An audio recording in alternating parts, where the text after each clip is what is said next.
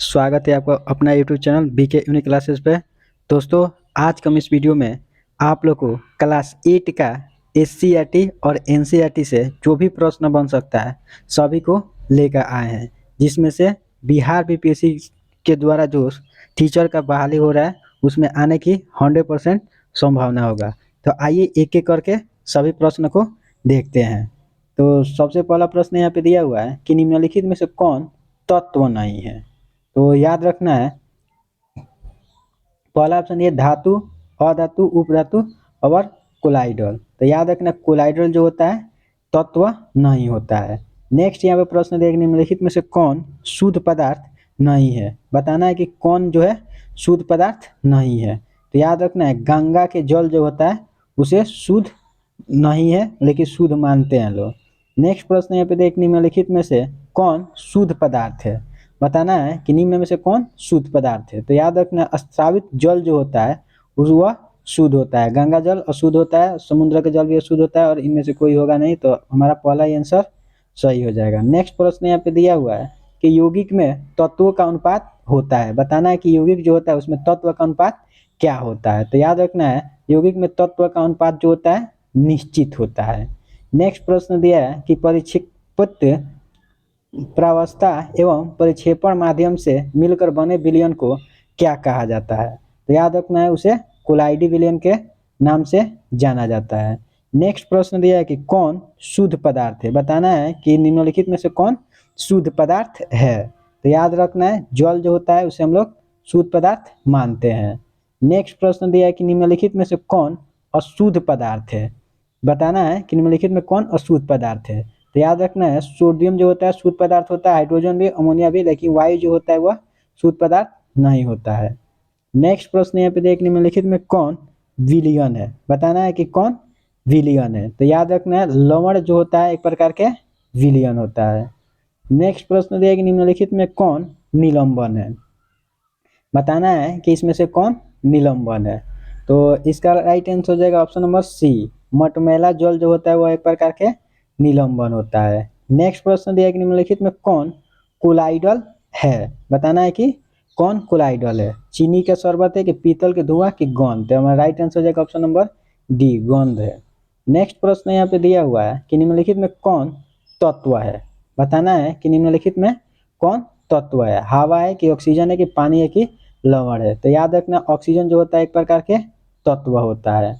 Next प्रश्न दिया है कि निम्नलिखित में कौन यौगिक है। बताना है कि निम्नलिखित में कौन यौगिक है। वायु, ऑक्सीजन, यहाँ पे तांबा है लेकिन त्वचा दे दिया है।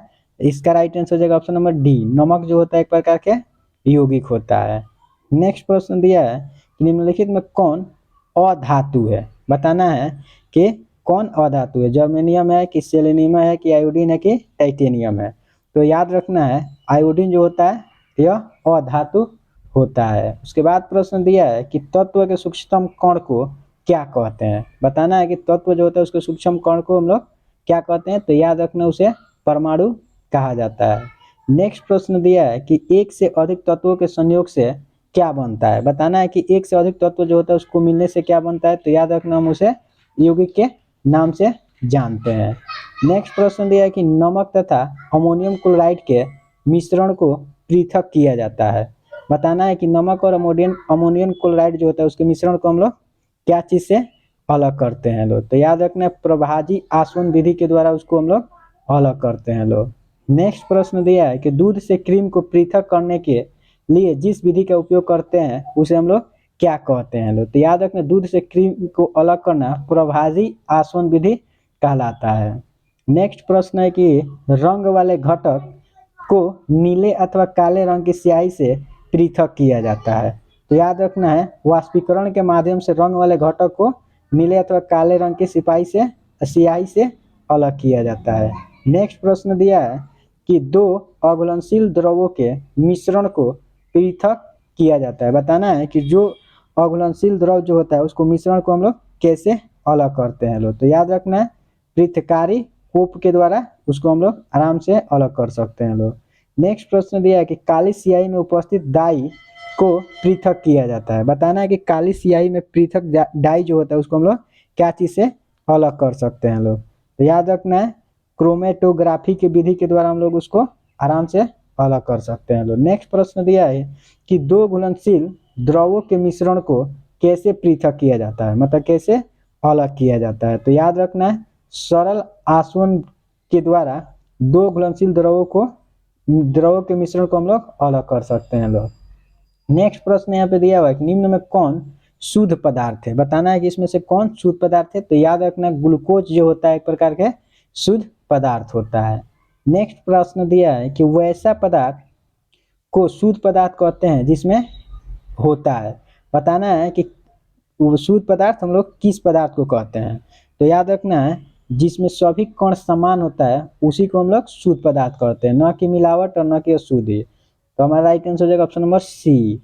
नेक्स्ट प्रश्न यहाँ पे दिया है कि विभिन्न प्रकार के कणों से निर्मित पदार्थ को क्या कहते हैं, बताना है कि विभिन्न प्रकार के जो कण होता है उससे बने हुए पदार्थ को हम लोग क्या कहते हैं लोग, उसे द्रव्य के नाम से हम लोग जानते हैं। नहीं, यहाँ पे गलत हो रहा है। बताना है कि 24 नंबर का बताना है कि विभिन्न प्रकार के कणों से निर्मित पदार्थ को क्या कहते हैं, बताना है कि विभिन्न प्रकार के कण से निर्मित पदार्थ को हम लोग यौगिक कहते हैं लोग। नेक्स्ट प्रश्न यहाँ पे दिया हुआ है कि निम्नलिखित में कौन मिश्रण नहीं है, बताना है कि इसमें से कौन मिश्रण नहीं है। तो याद रखना है कार्बन डाइऑक्साइड जो होता है वह एक प्रकार के मिश्रण नहीं होता है। नेक्स्ट प्रश्न दिया है कि निम्नलिखित में कौन यौगिक है, बताना है कि इसमें कौन यौगिक है। तो याद रखना जल जो होता है एक प्रकार के यौगिक होता है।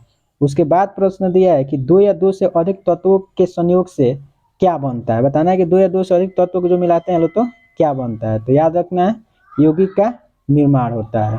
उसके बाद प्रश्न दिया हुआ है कि मिश्रण दो प्रकार के होते हैं, यह बात सही है कि नहीं है।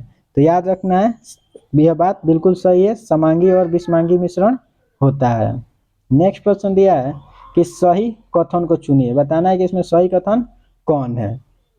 पहला ऑप्शन दिया है कि समांगी मिश्रण में एक ही प्रवस्था होती है जैसे में कोलाइड, तो ये बात गलत है। विषमांगी मिश्रण में दो प्रवस्था ही होती है, ये बात बिल्कुल सही है। उसके बाद नेक्स्ट प्रश्न यहाँ पे देखेंगे कि तत्व है, बताना है कि तत्व किसको बोलते हैं लोग। तो याद रखना है सरलतम पदार्थ को, समान परमाणुओं से निर्मित पदार्थ को, यह बात दोनों सही है। तो हमारा राइट आंसर हो जाएगा ऑप्शन नंबर सी।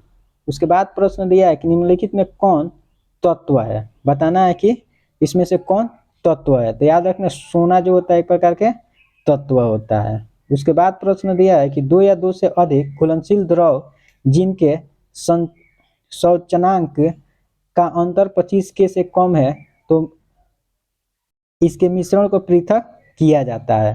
तो याद रखना है प्रभासी विधि के द्वारा करते हैं। नेक्स्ट प्रश्न दिया है कि वायु के पटक गैसों को पृथक करने के लिए द्रवित वायु को क्या कहते हैं। तो याद रखना है प्रभासी आसवन कहते हैं। नेक्स्ट प्रश्न दिया कि निम्नलिखित में कौन कोलाइडल है, बताना है कि निम्नलिखित में कौन कोलाइडल है। तो याद रखना बादल जो होता है कोलाइडल विलयन का उदाहरण होता है। नेक्स्ट प्रश्न दिया कि निम्नलिखित में कौन ऊर्ध्वपातित नहीं होता है, बताना है कि निम्नलिखित में कौन ऊर्ध्वपातित नहीं हो सकता है। तो याद रखना है गंधक जो होता है वह ऊर्ध्वपातित नहीं होता है। नेक्स्ट प्रश्न दिया कि निम्नलिखित में कौन भौतिक परिवर्तन है, बताना है कि इसमें कौन भौतिक परिवर्तन है। तो याद रखना है लोहा में जंग लगना भौतिक परिवर्तन होता है। उसके बाद प्रश्न दिया है कि द्रव धातु और द्रव अधातु के युग्म को चुनिए, बताना है कि द्रव धातु और द्रव अधातु का युग्म कौन है। तो याद रखना है पारा जो होता है द्रव अवस्था में होता है और ब्रोमियम जो होता है वो भी अधातु है लेकिन द्रव अवस्था में होता है। उसके बाद प्रश्न पे निम्नलिखित में कौन विद्युत का सुचालक अधातु है, बताना है कि निम्नलिखित में कौन है जो विद्युत का सुचालक है लेकिन अधातु है। तो इसका राइट आंसर हो जाएगा ऑप्शन नंबर सी। ग्रेफाइट जो होता है विद्युत का सुचालक होता है लेकिन अधातु होता है। नेक्स्ट प्रश्न दिया है कि निम्नलिखित में कौन उपधातु है, बताना है कि निम्नलिखित में कौन है जो उपधातु है। तो याद रखना जर्मेनियम जो होता है एक प्रकार के उपधातु होता है। नेक्स्ट प्रश्न दिया कि कोलाइडल के संदर्भ में निम्न में से कौन सही नहीं है। तो याद रखना विषमांगी मिश्रण होता है, यह बात बिल्कुल सही है। कण छानने से पृथक नहीं होते, यह भी बात सही है। प्रकाश का प्रकीर्णन करता है, ये भी बात सही है। लेकिन नग्न कण नग्न आंखों से देख सकते हैं, यह बात गलत है। तो यही हमारा राइट आंसर हो जाएगा, ऑप्शन नंबर डी। नहीं पूछा है तो नहीं का भाई नहीं होगा। नेक्स्ट प्रश्न दिया है कि कोलाइडी विलयन के कणों का आकार होता है। बताना है कि कोलाइडी विलयन जो होता है उसका कण का आकार कैसा होता है। तो याद रखना है, कोलाइडी विलयन जो होता है उसका कण का आकार सामान्य विलयन के कण के बड़ा होता है। नेक्स्ट प्रश्न यहाँ पे दिया हुआ है कि बालू और नौसादर के मिश्रण को किस विधि से अलग किया जाता है। बताना है कि बालू और नौसादर के मिश्रण जो होता है उसको हम लोग किस विधि से अलग कर सकते हैं लोग। तो याद रखना, ऊर्ध्वपातन के द्वारा बालू और नौसादर के कण को अलग कर सकते हैं लोग। उसके बाद प्रश्न दिया है कि निम्न में कौन जल के साथ कोलाइडी विलयन बनाता है। बताना है कि कौन है निम्न में जो जल के साथ कोलाइडी विलयन बनाता है। तो याद रखना, गोंद जो होता है जल के साथ कोलाइडी विलयन का निर्माण करता है। नेक्स्ट प्रश्न दिया है कि निम्नलिखित में कौन उपधातु है। तो याद रखना है, जर्मेनियम एक प्रकार के उपधातु होता है। उसके बाद प्रश्न दिया है कि जब दो या दो से अधिक तत्व आपस में मिलते हैं तो बनता है। बताना है कि जब दो या दो से अधिक धातु जो होता है तत्व आपस में मिलता है तो क्या बनता है। तो याद रखना है, यौगिक का निर्माण होता है। नेक्स्ट प्रश्न है कि निम्न में से किसमें परिक्षेपित अवस्था द्रव परिक्षेपण माध्यम ठोस है। तो याद रखना है, जेल जो होता है उसका प्रक्षेपित अवस्था द्रव होता है और माध्यम उसका ठोस होता है। नेक्स्ट प्रश्न है कि परिक्षेपण परिक्षेपण माध्यम और परिक्षेपित अवस्था दोनों द्रव हो तो कोलाइडी विलयन को हम लोग क्या कहेंगे। तो याद रखना, उसे इमल्शन के नाम से जानते हैं।